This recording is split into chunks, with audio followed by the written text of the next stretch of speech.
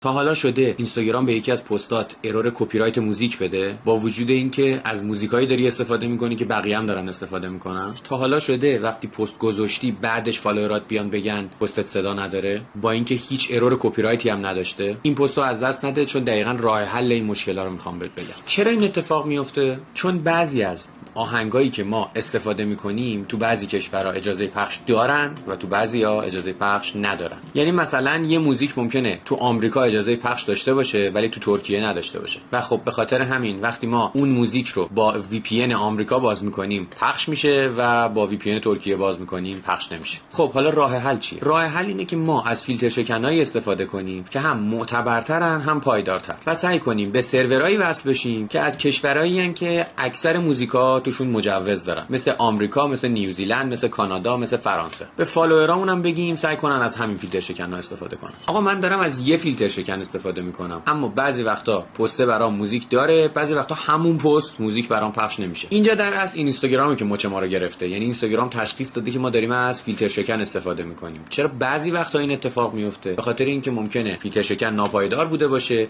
یا آی پیش هی تغییر کرده باشه. به خاطر همین میگم فیلتر شکن معتبر استفاده کنیم. یه راه حل دیگه هم داریم که تو پست بعدی میگمش، پس پیجمو فالو داشته باش که بعدی رو از دست ندی.